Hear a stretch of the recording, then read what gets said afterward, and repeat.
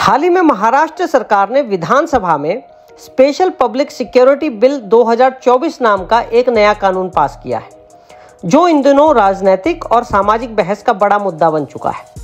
इसका उद्देश्य उन संगठनों पर कार्रवाई करना है जो माओवादी या नक्सलवादी विचारों को शहरों में फैला रहे हैं, चाहे वे सीधे हिंसा में शामिल हों या ना हों।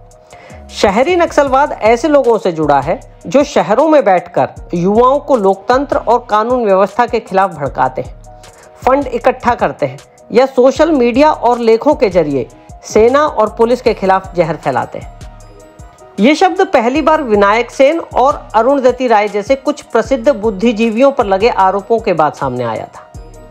इस बिल में सरकार को यह अधिकार मिलेगा कि वो ऐसे किसी संगठन को अवैध घोषित करके उसकी संपत्ति जब्त कर सके, खाते सील कर सके और उसके समर्थकों को 2 से 7 साल की सजा दे सके और 5 लाख तक का जुर्माना भी लगा सके। यानी यूएपीए और मकोका जैसे राष्ट्रीय कानूनों की तर्ज पर यह कानून राज्य स्तर पर लागू किया जाएगा।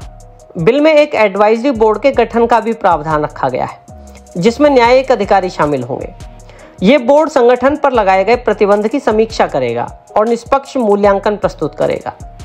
हालांकि सरकार को अगर जरूरी लगे तो वह बोर्ड की राय आने से पहले भी प्रतिबंध लागू कर सकती है, जिसकी जांच बाद में एडवाइजरी बोर्ड कर सकता है। इस बिल में एक खास बात यह भी है कि ये कानून इंडिविजुअल व्यक्तियों पर भी लागू हो सकता है, चाहे वे भले ही किसी संगठन से औपचारिक रूप से ना जुड़े हों, लेकिन सोशल मीडिया पोस्ट, भाषण, लेख, सेमिनार या साहित्य के माध्यम से माओवादी विचारधारा को बढ़ावा दे रहे हों।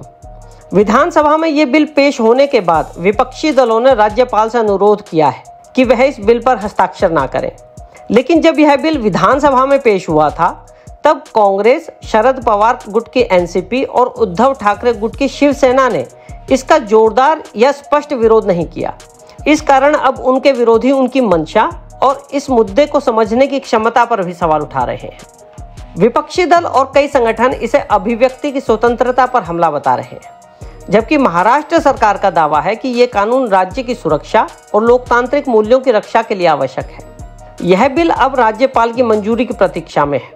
मंजूरी मिली तो कानून बन जाएगा और इस पर सुरक्षा बनाम अभिव्यक्ति की बहस तेज हो सकती है। अब आपसे प्रश्न, आपको क्या लगता है कि क्या महाराष्ट्र सरकार का ये कदम हमें और हमारी व्यवस्था को सुरक्षित रखेगा या फिर हमारी अभिव्यक्ति की आज़ादी को कम करेगा?